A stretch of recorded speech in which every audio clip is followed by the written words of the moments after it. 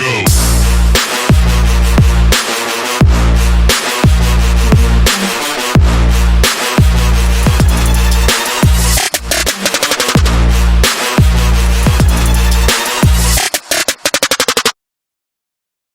është në aspektin e brendshëm, dakord me ty. Tash unë kam dy çështje. Por jo se mendoj që politika amerikane do ta lejojë Trumpin të hakmerret nga i takim. Ja.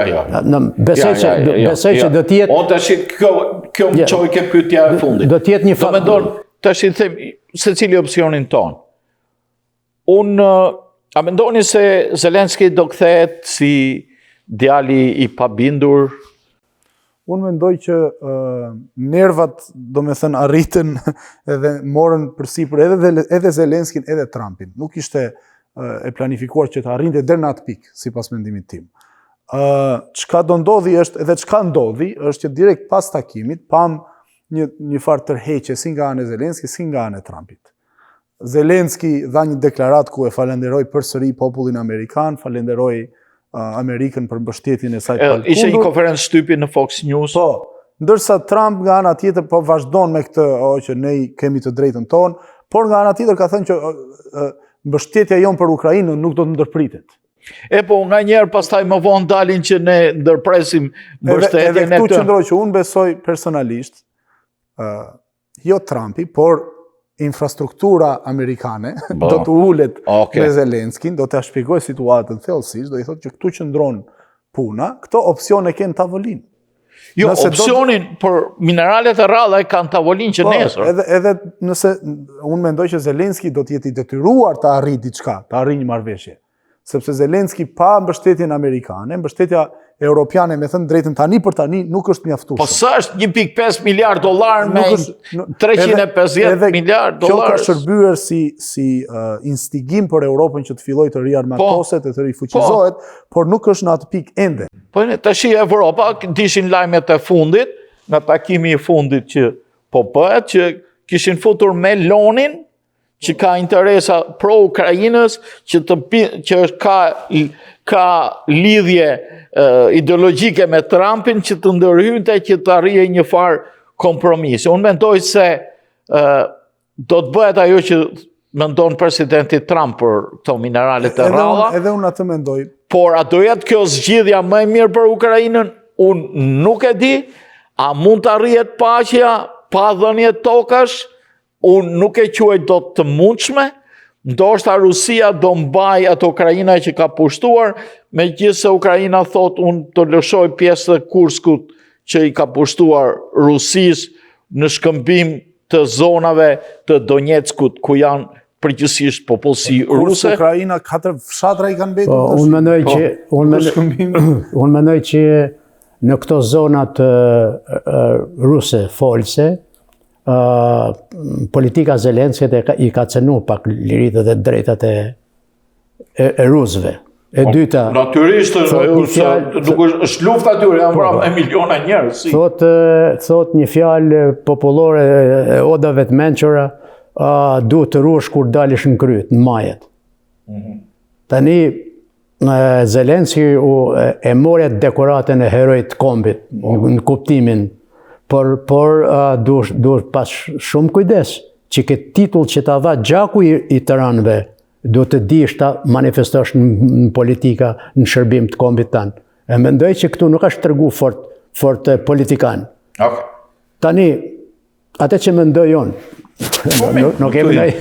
nuk jemi në ekspert edhe nuk punojmë në diplomaci, por mendoj që politika amerikane do të bindë Rusin që i këto pjesë që i ka pushtuar, të paktën të jetë ke një ekstraterritorial në fushën e një lloj autonomie, siç mendohet për shembull për politikën e serbëve në Kosovë. Do ta lidhja dhe pyetja ime e fundit ishte me këtë. Po, përfundoj pak. Urdhë. Faleminderit. Që të kenë paktën një periudhë 10 vjeçare, që ato të integrohen me gjuhën, me flamurin, të kryohen disa drejta të ndërtohet universitet, shkollë. Edhe të ketë një lloj zhvillimi nga Rusia dhe pas 10 vjetëve pas e të bëhet një referendum nëse duan me shku atje. Nuk besoj që nuk ka pasur. Nuk besoj që këto toka do thonë tash unë i pushtova, ti duhet më japësh se s'ban. Mendoj që nuk funksionon këtë. Okej. Një çështje tjetër që lidhet me këtë, që për cilën unë druhem. Druhem se po dalin edhe disa persona, qoftë jo, po nuk është pak që zëdhënësja e Pentagonit të deklaroj që Kosova do i kthehet Serbisë. Nuk ka për ndodhur.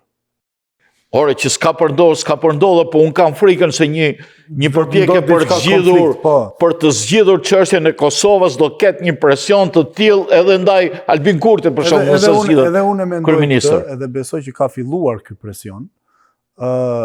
Ajo çka ndodh, domethënë situata e Kosovës është pak më ndryshe sepse Kosova i përket pjesë influencës gjeostrategjike turke. Dhe këtu negociatat nuk mund të minjanohet Ankaraja. Siç e kemi parë, ka qenë lojtar kyç në gjeopolitikën ndërkombëtare deri edhe u duk që tha nëse largohen amerikanët nga bond stillit, ne do t'i zëvendësojmë ata. Edhe unë personalisht mendoj që turku atë po pret. Po pret që amerikanët të japin vend në Ballkan ushtarakisht. Sepse nuk e kanë pasur atë hapësirë. Unë mendoj që nuk do të largohen amerikanët nga sepse populli shqiptar dhe Kosova nuk janë popull slav, edhe nuk mund të krahasohet me popujt rus që flasin një gjuhë dhe kanë të njëjtën kulturë. Ne kemi tjetër, por unë jam ne atë duam. Unë jam për këtë. Unë jam për këtë që për shembull serbe, shiko, nuk ka dalë e vërteta pse janë serbet në veri. Pse ka ndryshu raporti midis popullsisë. Si, dokumentet kadastrale i ka Serbia të Kosovës. Ne i dim këto. Po unë i druhem, Amerika nuk mendon aq hollësishëm. Amerika thot, unë them kështu dhe unë do largohem nga Kosova, nuk du pranit time në Evropë dhe hikën. A di pse them këtë? Që politika kosovare ka shku në një pikë që nuk mund të rezistojë më. Po. Deri tani ka rezistuar me këtë, me këtë politikë. Tash me politikën e Trump nuk mund të rezistosh. Nëse do të vihet në Tovolin ke për ta firmos. Unë po them para se të shkojë kjo punë, politika kosovare, bashkë me Shqipërinë, që duhet të jenë bashkë, duhet përgatiten shumë mirë për këtë situatë që do t'i ndodhi. Apo kam gabim? Jo, e kemi diskutuar shumë herë dhe pikpamja ime personale është që Shqipëria duhet të krijoj, kombi shqiptar, jo Shqipëria, kombi shqiptar, duhet të krijoj një strategji gjeopolitike të veçantë, e pavarur nga vartësitë vasale të superfuqive të botës, por një strategji vetjake, me aleanca, sigurisht, por jo me vartësi. Dhe kjo është diçka që Shqipëria dhe Kosova bashkë duhet të analizojnë dhe të planifikojnë tani, sepse sidomos pas zgjedhjeve duke parë se si do të shkojnë edhe zgjedhjet në Shqipëri.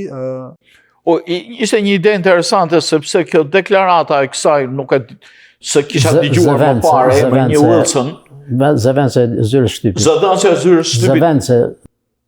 Po mirë, bërja e një deklarate të tillë, unë do t'ja bëja pyetje atij Pitexet. Qa mendoni për këtë punë? Diplomatikisht, diçka e tillë është e pa lejuar, sepse një punëtor i Departamentit të Mbrojtjes nuk mund të shpërndajë opinione personale. Jo, kjo është edhe një fakt që thoni ju, se ajo do të transmetoje mendimin e zyrtarëve. Jo, ma e ka thënë mendim personal në eks. Jo mendimin e vetë. Jo mendimin e vetë, ajo zëdhënca është. Po zëdhënca, po fakti që... Këtu është problem infrastruktural në Departamentin e Mbrojtjes në Amerikë, sepse nëse një punëtore ka bërë deklarat tillë, e cila, siç po e diskutojmë ne tani, lidhet me shtetin, atëherë ai punëtori duhet të pushohet nga puna. Dhe duhet ta qartësoj Departamentin e Mbrojtjes që kjo nuk është politika jo. Nuk është qëndrimi i Departamentit të Mbrojtjes. Kjo bën atë që të mos ndodhet Kurti si Zelenski nesër Kjo është problemi. Po. Edhe një tjetër, unë jam për liritë e drejtat e serbëve në... Po patjetër. Po sigurisht. Ti kenë të gjitha liritë e drejtat dhe politika kosovare të arrijë deri në atë pikë që ti garantoj ata që unë jam si në Serbi, si në Kosovë, në të njëjtën jetë, në të njëjtën liri, në të njëjtën situatë. Ti garantoj. Por, ama, duhet të paraqit para botës dhe para perëndimit edhe shqetësimet e pjesëve tjera të shqiptarëve ku jetojnë. Po. E kupton? Për shembull, ose në Maqedoni, pash një video të Ali Ahmetit, që thotë, shiko, tua gjua Maqedoni, s'dua gjua Shqipe, nuk e di a është montim. Jo, është montim. Nuk e di a është montim, përse nuk ma hamri me. Gjua Shqipe ka qenë problemi i vendosjes. Se ai ka qenë luftar për fundin e ato videot në I know, po... Videot në internet, sidomos në Facebook janë të pabesueshme. Rafael, unë kam këtu, sepse infektohet opinioni. Okej. Ti duhet me qenë vigilent për me thy këtë opinion që nuk është e vërtet. Unë dëgjova dhe pash një video sot, edhe thasha, është e vërtet kjo, dhe po ja thoja këtu në televizion. Thoshte që Berishës ju hoq titulli non grata. Ishte një video në Facebook. E tërgonte Trumpin që po firmonse. Jo, nuk është hequr. Jo, po nuk është hequr. Po nuk duhet i besojmë këto. Disinformimet janë bërë edhe pjesë e strategjisë. Po. Tashi, diçka dhe mund t'i falet politikës amerikane, se një muj ka. Po një muj ka bërë shumë rëmuj. Po jo, edhe nuk janë fort. Nuk janë stabilizuar politikisht.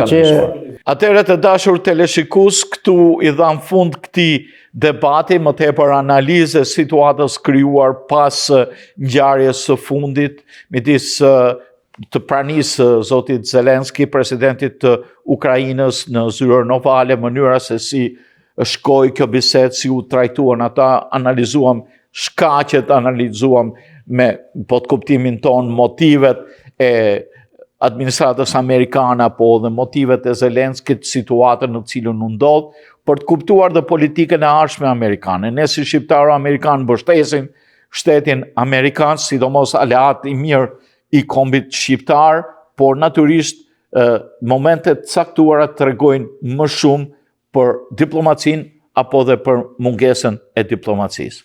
Ju falemnderit me mendimet tuaja, si Josef, kolegu im edhe ky kolegu im i ri. Faleminderit, do dalim nga ky takim me një shpresë dhe me një urim liri popullit të Ukrainës. Patjetër. Pra miru takofshim në emisione tjera. Paqe për Ukrainën.